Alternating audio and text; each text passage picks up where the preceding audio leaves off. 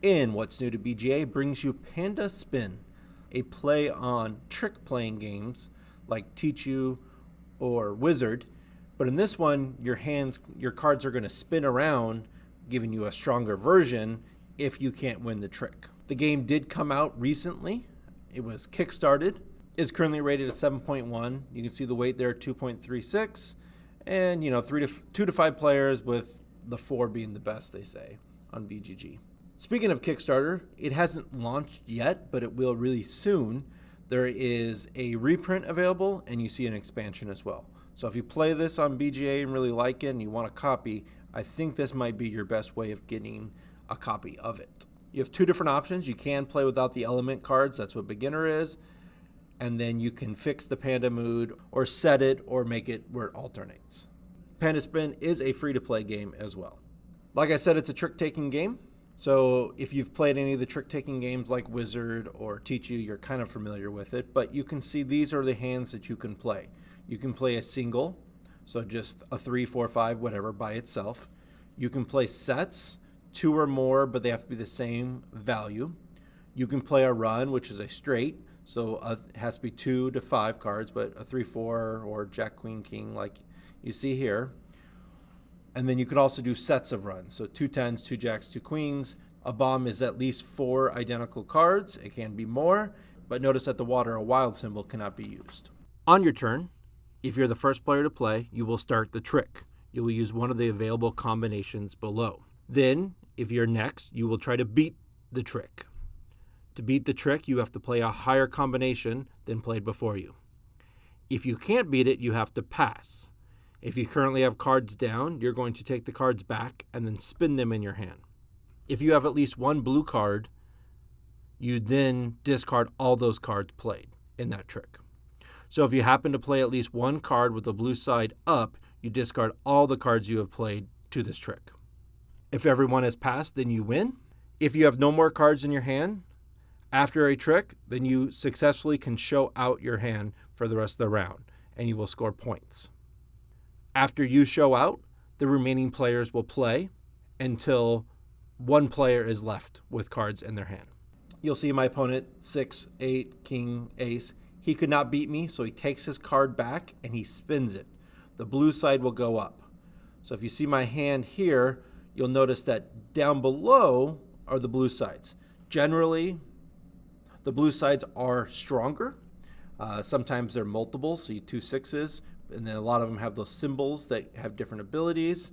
Okay, but this 4 turns into a wild symbol and a green one. And you see here the green cards let you take a point from the supply. To win this game, you need to score 15 points. So that's an easy way of winning a point. The water I already talked about, it's a wild symbol. Fire allows you to discard a card from your hand if you don't want it. And the last symbol I don't have in my hand is the panda symbol, where you'll get to choose the effect according to the panda mood tile. If it's flipped on the hungry side, you'll take 1 point from a player who just played before you. And then if it's spin, you can spin around a card. And then always you can ignore these symbols if you don't want them. I also have an element card in my hand. So here you'll see you can't play on a bomb, but it can beat anything else. And then you do its action. You do always have to draw 2 cards after playing the element cards.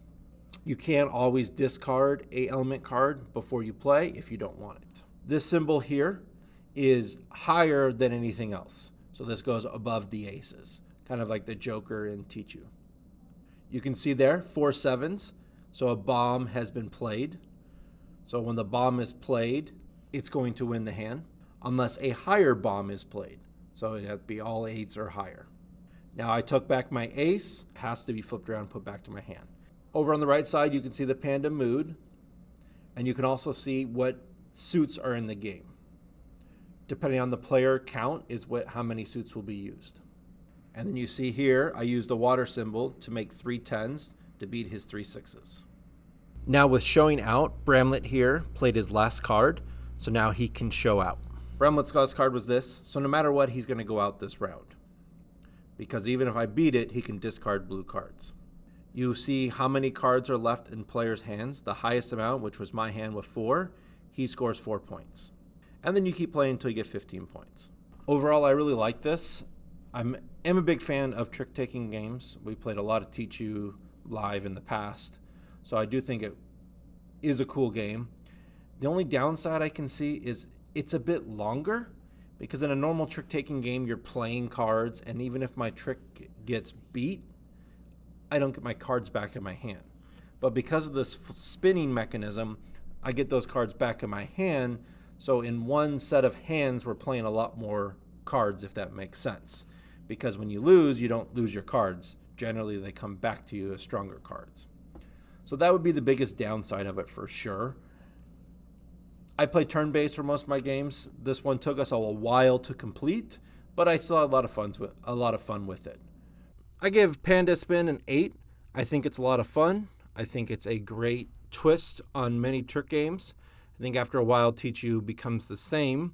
I know a lot of hardcore Teach-U fans would hate me for saying that, but this mixes it up a little bit, so the game feels a bit different. All right, that's all I got for you today. I've been the Digital Board Gamer. As always, good luck and have fun.